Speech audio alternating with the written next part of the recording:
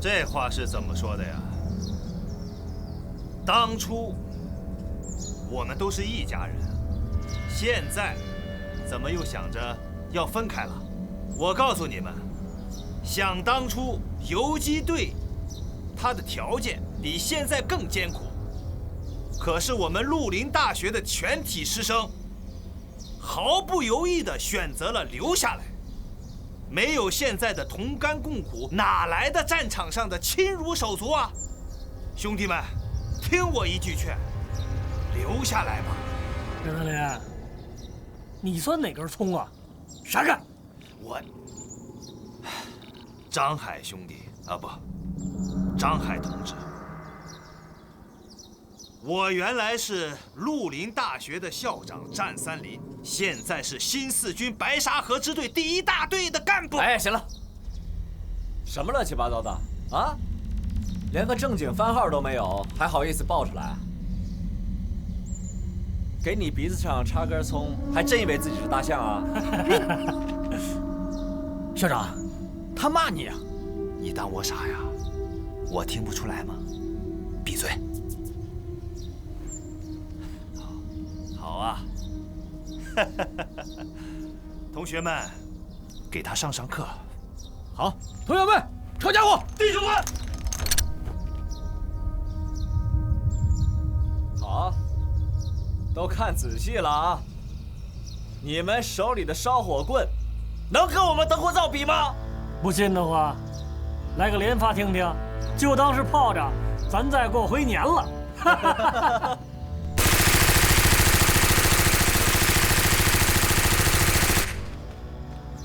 校长，不露一手，别人不知道过年放爆竹，到底啥动静？你要干什么呀？你要干什么？冲锋枪的子弹是用来打小鬼子的，不是让你拿来当鞭炮放的。说实话吧，谁也挡不了我们兄弟俩的路，别找不痛快，赶紧闪开！好狗不挡道，滚！你，哎，明哥来了，把枪给我放下，放下！你们俩干什么呢？谁让你们俩擅自行动的？大哥，不整出点动静，他们不放你。胡闹！放不放我是上级跟组织决定的事情，不是你们俩能改变的。大家听好了啊！再说一遍，我们现在是共产党领导下的革命武装。从红军时期开始，这支队伍为什么有最顽强的战斗力呢？就是因为他们讲纪律，铁一样的纪律把他们紧紧地团结在一起，像一个人一样。所以从今天开始，谁要敢擅自离开队伍，军纪是绝对不会饶过他的。哥，你刚刚不是说再也不分开了吗？你还小，有些事儿你不懂。少来这一套你！刚才是谁跟我请教来着？当哥哥的就应该做出个好榜样来。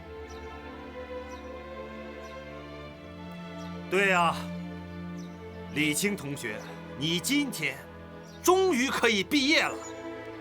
刚才的你那番话呀，可以给某些人当老师了。同志们，今天是我们第一次集合，有误会那是在所难免的。别看现在剑拔弩张的，说不定过不了3天，大家就变成了好兄弟。像李青跟李兵这样的，虽说是亲兄弟，但也会有矛盾，但谁也不会为此就拔枪相对。毕竟是亲兄弟，打断骨头连着筋。咱们都是中国人，就应该亲如一家，不是亲人胜似亲人。好了，很多同志都走了1天的山路，大家辛苦了，先各自带回，好好休息。有什么话，咱们明天再说。好，都散了吧，同志们，散了。是，走。张海、李兵，走了。你们俩不仅要带好兵，还要管好你们俩自己。明哥，这队伍里没有你，我俩带不好啊。对呀，有没有我，你们俩是军人，必须要服从军纪。苗子，咱们回去接着聊。好，高主任。我服从你的命令。好。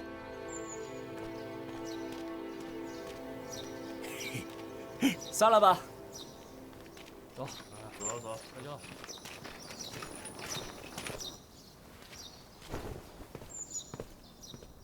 高主任，面对今天这种违法乱纪的事情，如果不严肃处理，以后一定会继续再发生的。柯春同志，你来的正好，来坐下说。事情都发展到如此恶劣的地步了，我是坐不住了。有明伢子在吗？我相信他的队伍不会再折腾了。明伢子有这个本事。我怀疑这件事情就是他私底下怂恿部下趁机搞的乱。柯春，你讲话能不能摸着良心？我一直都在这儿，我怎么去怂恿自己的部队呢？我就不明白了，我们俩是同志又是战友，你为什么对我成见有这么大呢？对你不是有成见，而是你的所作所为点点滴滴都值得人去怀疑。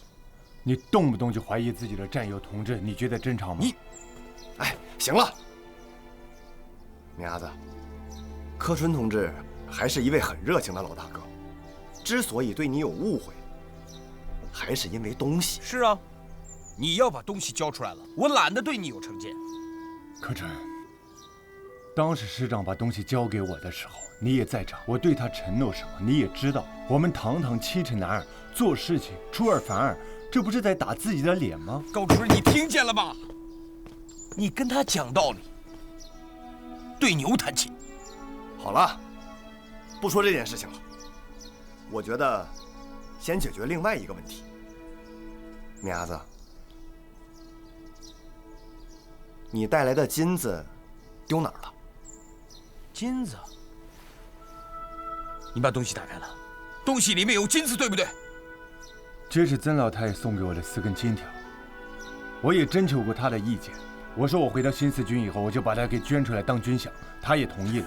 一个地主老财老抠门儿，给你4根金条当军饷，这不可能。你现在骗人真是骗的，啊？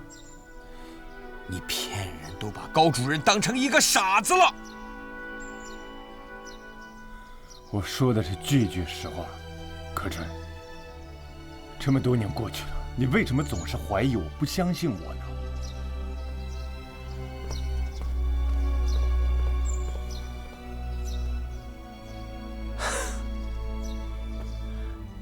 好，我相信你把金子交出来，我就相信你。不见了。我还给新四军捐了1架飞机，嗖，他就自己飞走了。嗨，你觉得这么聊天有意思吗？我说的是4根金条，是4根金条。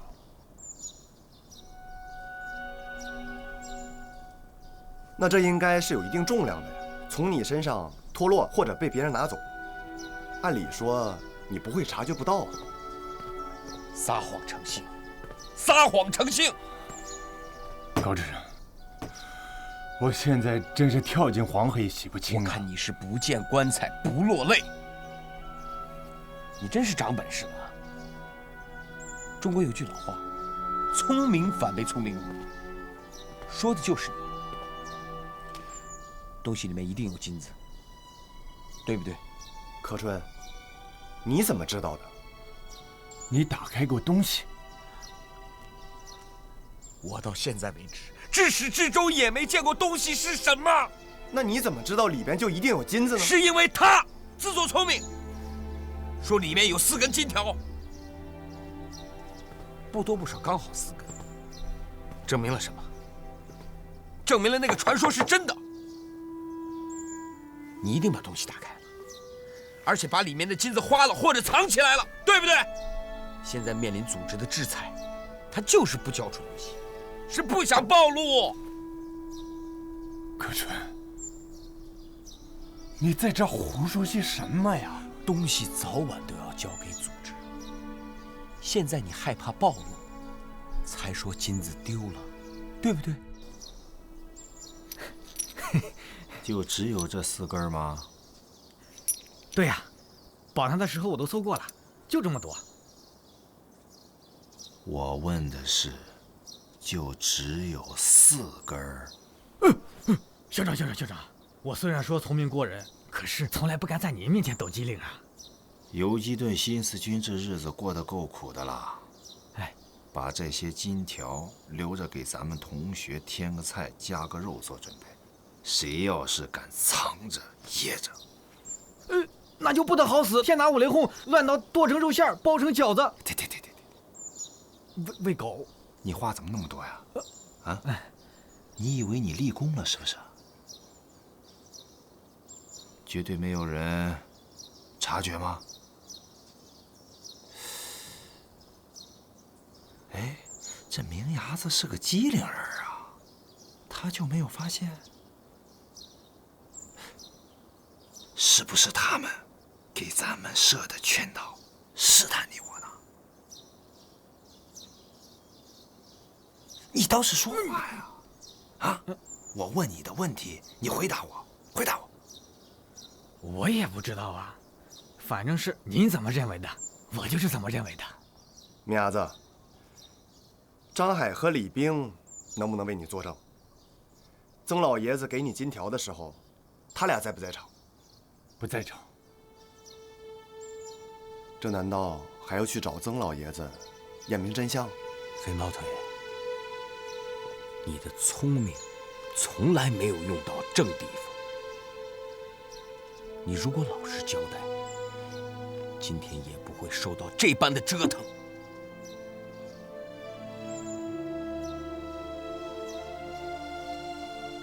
我整整等了3年，3年呐！我以为回到我们的革命队伍，我心里的一块石头就放下了。可现在呢？那是因为革命的队伍里，当然没有白狗子那儿好吃好喝好舒服了。关键是，你已经不习惯组织的纪律性了。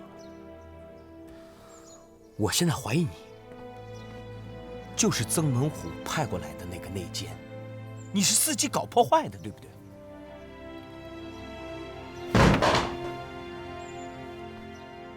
可是，你现在已经胡思乱想到令人发指的地步了，你知道吗？我从来都是实事求是，不像有的人当面一套背后一套。行了，不要吵了。我们不说这个事情了，这么说下去也不会有什么结果。明伢子，你和柯春同志都是红军时期的军事指挥员，点验整编和之后的训练，你们2个要多贡献智慧，多尽到领导的职责。对他的政治审查还没有结束，你怎么能让他带兵打仗？慢慢来嘛。陶伟司令员抵达之后，会详细布置任务的。明伢子，队伍混编之后，武器要统一协调使用。你带来的武器都很好，能不能考虑大方一点？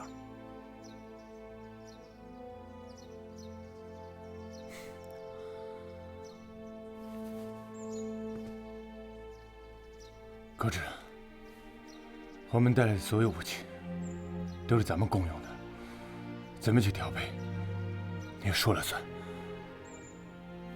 好。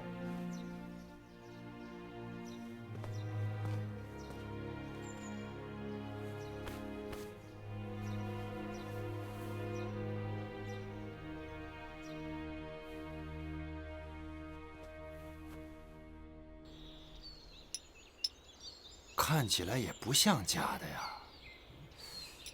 不是，哎，你见过真的这玩意儿吗？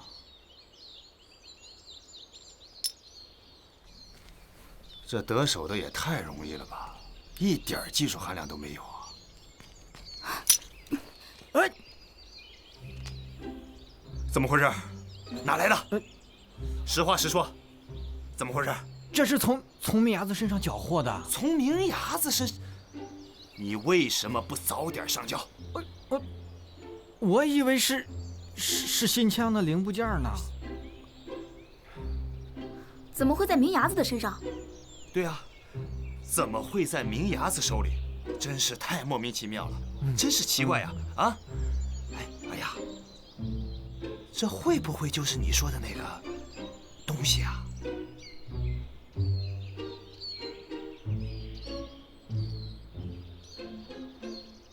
行了，没收了。以后还得加强教育，一切缴获要归公，而且要及时归公。不然的话，还是犯纪律。二丫，我们都听你的。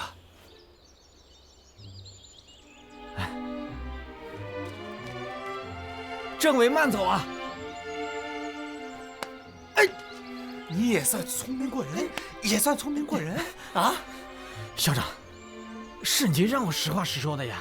再说，现编我也编不出来呀。哎呀，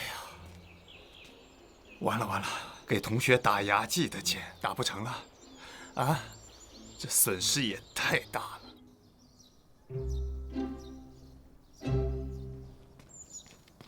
东西找到了，金条4根。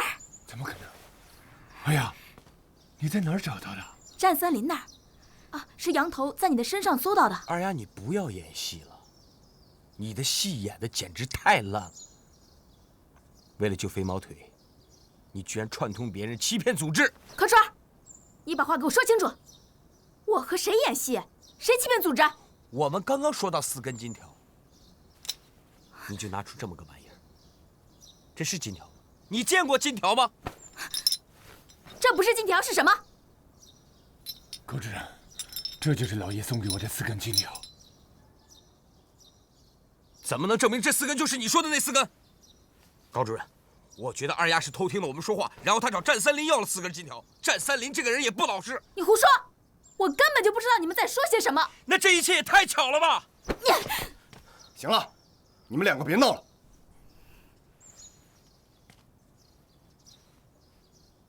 明伢子同志，我现在代表组织，正式欢迎你归队。什么？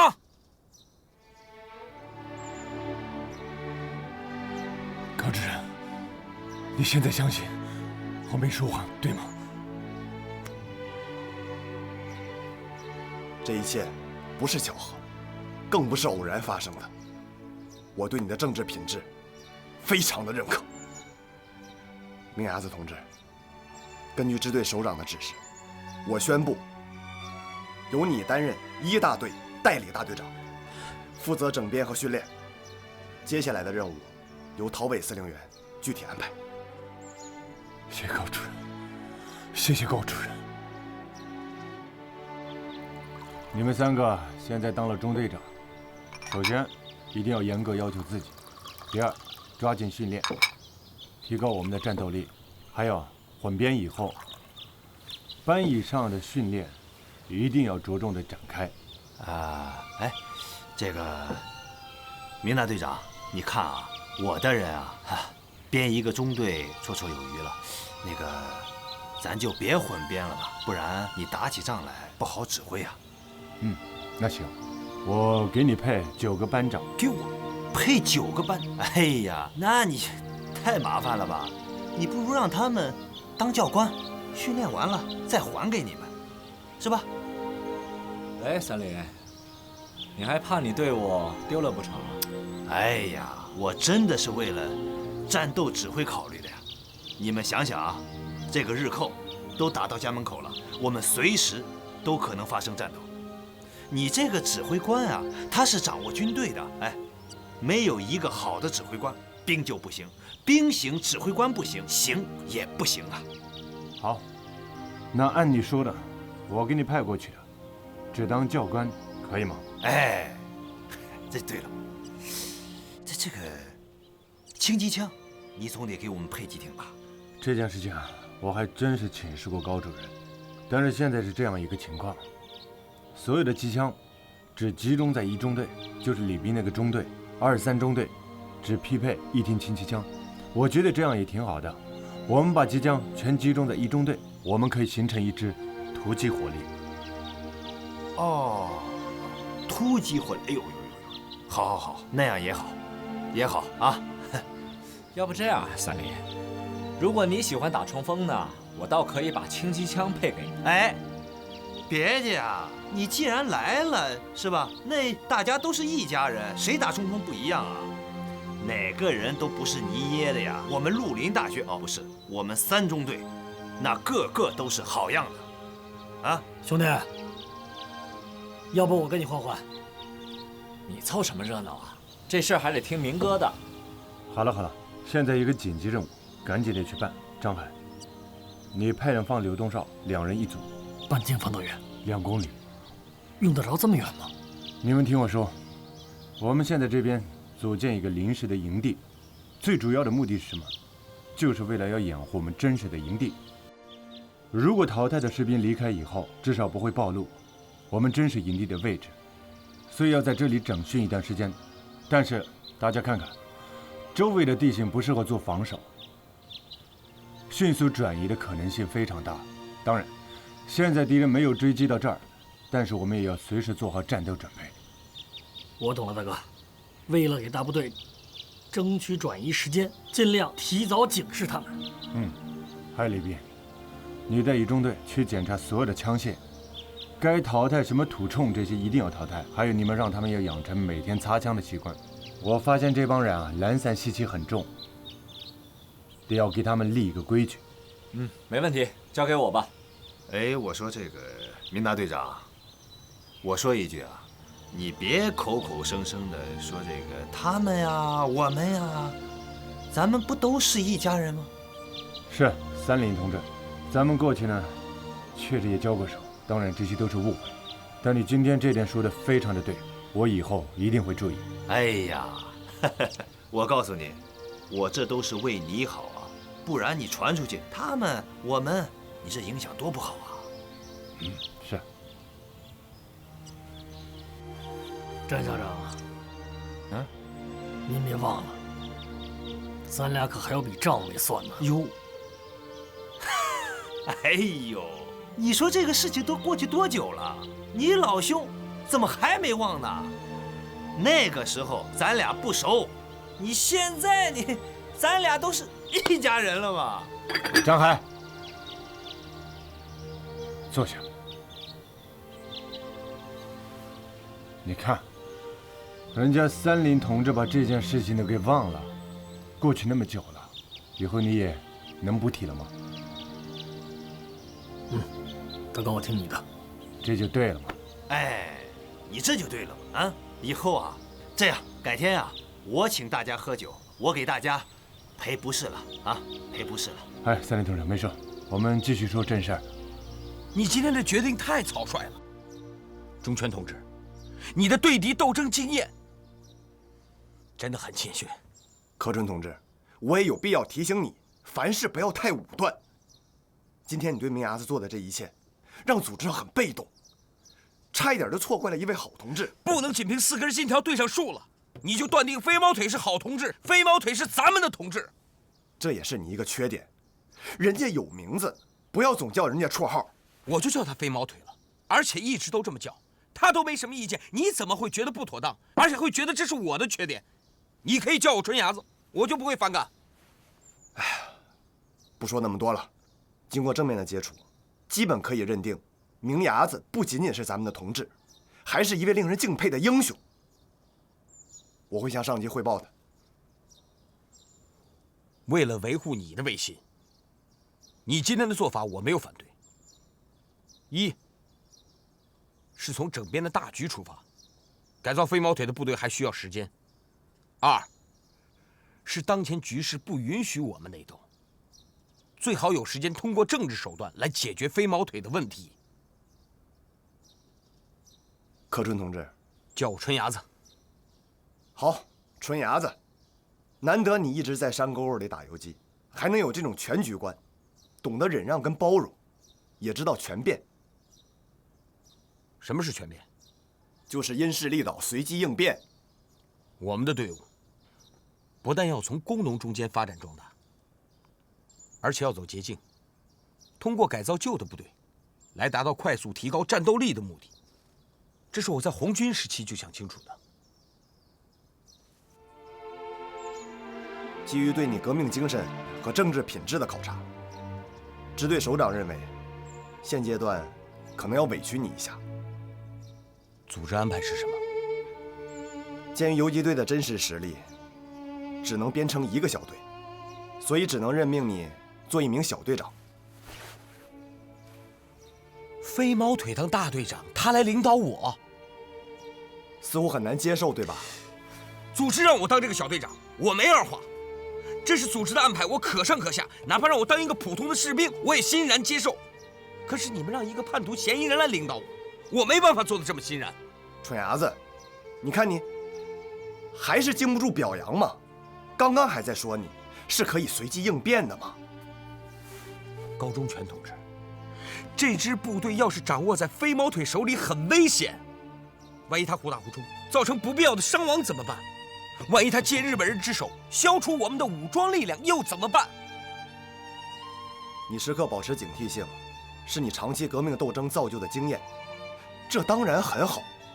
可现在是国共合作期间，对外我们要有团结的表示，对内明伢子还是咱们的同志。好了，既然你都这么说了，作为一名党员，我恳请党组织启动调查程序，先调查清楚高一民书记牺牲的真相，再来决定干部的任用。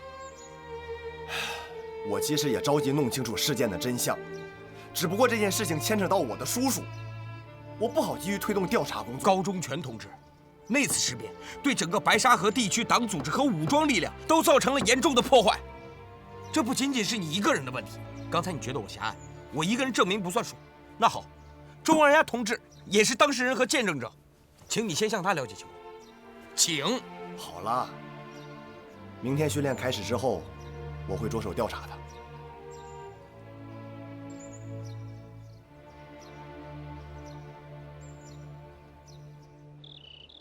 这样的误会，不是一次两次解释能说清楚的，所以我就没来找你。因为你怕死，死了就不能保守东西的秘密了，对吧？我想了很多，曾经我的确也想过把东西交给你，可是我每次要托付给别人的时候，都会出现疑问。既然这件事情是我向二叔承诺的，就我一个人扛着好了。东西到底是什么？值不值得你这么去做？这些你想过没有？东西里面，哪怕是一张纸，哪怕是一张什么都没写的白纸，这终归也是师长给我下达的命令，所以我必须得服从。其实，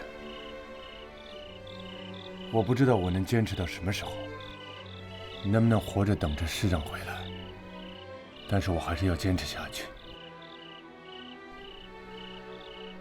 二丫，你知道吗？很多时候我真的绝望，做梦都梦到师长已经牺牲了，可别人又告诉我说，梦是反的。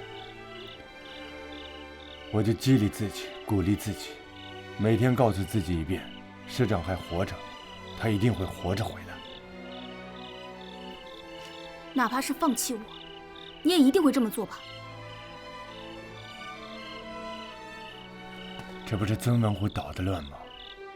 二丫，我对你的心从来都没有变过。我也明白，你明伢子是不会变心的。可是我变心了。什么意思啊？你心里有别的男人了？对啊，有了。谁？他是谁？二丫，我告诉你啊，只要你没结婚，我对你是绝对不会放弃的。把我和东西放在一起，你就会放弃我。以后就不会了，环境不是变了吗？你告诉我，那个男人是谁？干嘛？你会为了我跟他决斗不成？认清敌人，我才知道如何战斗啊！虚情假意，我就不告诉你他是谁。嘿，你必须得告诉我。凭什么？你是我什么人啊？没别的事儿，我先走了。哎。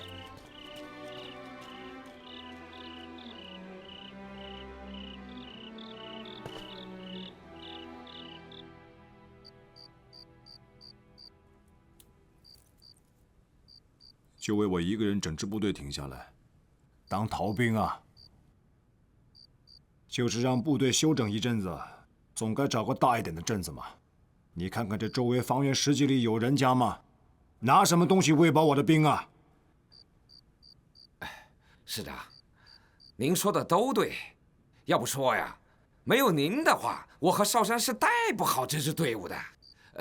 郎中说了，您身体好，恢复得快，只要再过3、4天，您就可以行军了。咱们就立即开拔，您指哪我们就打哪。天不早了，您早点休息。这些麻烦事儿，等您康复了，都不是事儿了。少山，你想说什么说？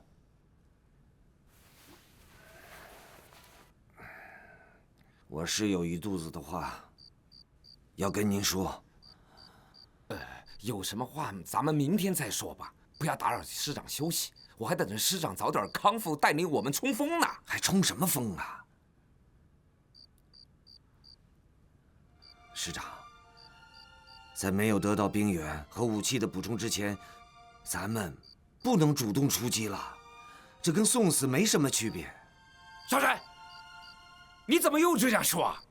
我的话你都当耳边风了吗？你让他说，你全说，省得把身子憋坏了。师长，他们，包括雨婷大哥，都愿意顺着您的口气说话，时间长了，这样不好。对，你说的对。哎呀，这也不能不管不顾的说呀，这说话得动脑子嘛。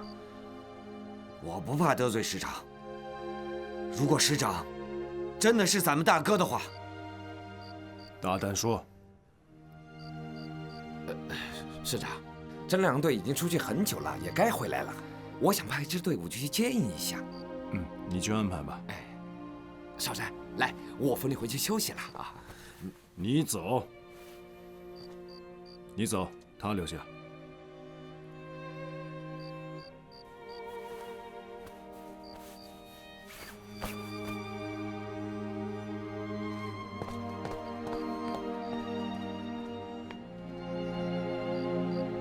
坐下吧，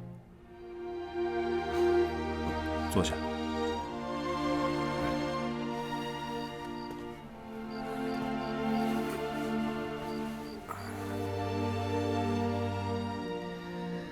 咱俩这么多年，还从来没有过像这样说话的机会。还真是，你大胆说。师长，屡战屡败，这仗不能再这样打下去了。日军的战斗力之强大，是咱们从来没有见识过的，炮火猛烈，弹药充足，兵员的素质尤其出众，耐力好，战斗意志坚强，战术配合积极。你第一次和日本人打仗吗？你这么说的话，咱们投降不就完了吗？师长，跟着您这么多年，我张少山有没有过畏缩不前的时候？那你现在这个样子算什么？跟日本人打了2次，看兵力规模，咱们8000人，打人家400人吧，占到便宜了吗？没有啊！要不是咱们人多，还有几挺轻重机枪，哪一次能打赢？哪一次能够轻松地离开战场？咱们的家伙能打多远？人家的384式能打1000多米。冲上去的弟兄，连对方的脸都没有看着就中弹了，根本就不是人家的对手。所以我们只剩下这个身子来填，我们没有退路了。话是这么说，可弟兄们不能白白就这样死了。谁是我的兵白白死了？他们死了，我给他们报仇。我死了，有别人来报仇，要么牺牲，要么消耗。和日本人没法谈和。大哥，你要这么想，咱就别硬拼了，既然日本人没有主动打咱们，咱们就别主动去找他们了。您最好去听听弟兄们是怎么说的。怎么说的？啥也不说了。2个团半个月，已经出了70多名逃兵了。一直瞒我到现在啊！逃兵都追回来，就地枪决。革命军人连坐法要严格执行。你这个团长，罪责难逃。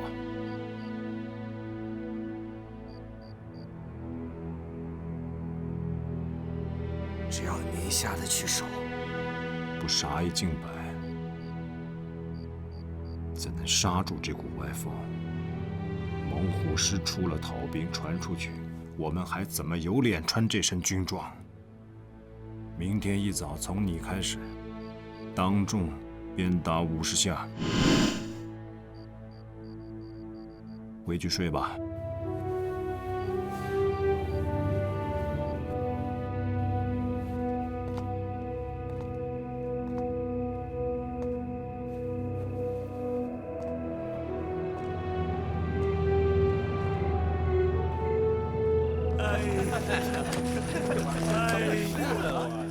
哎呀，老天不负有心人啊！终于让咱们找到村子了。可不嘛！哎，明哥，今儿晚上咱们2个得狠狠吃一顿啊！一人1只老母鸡。不行，一人必须得2只老母鸡，对不对？2只老母鸡。走。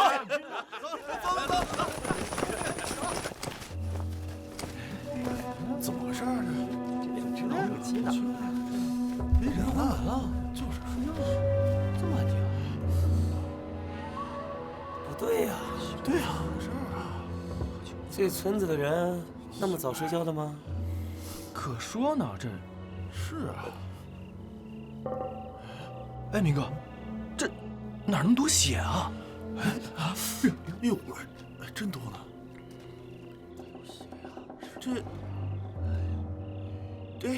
这不会是刚杀过猪宰完羊吧？咱们算是有口福了。明哥，那边有火苗，正吃喝呢吧？明哥，那就闻着味儿画眼睛了。走。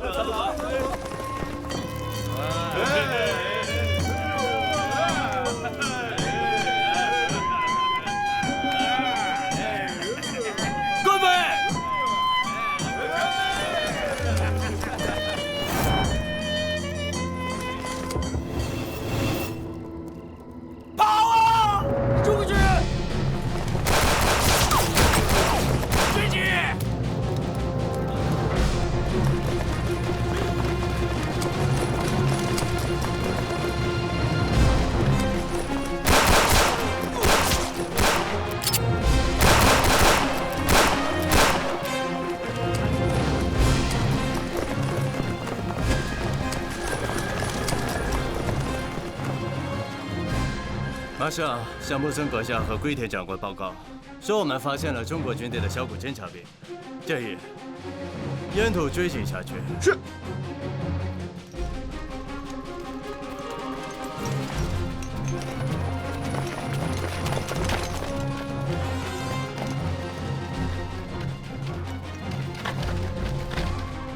你们俩抄小路，赶紧回去报信，让师长赶紧转移。是。兄弟，跟我走。明哥，逃跑各跑各的，这个时候你还惦记着给师长送信，您真够意思。别说了，赶紧走吧。哎，好。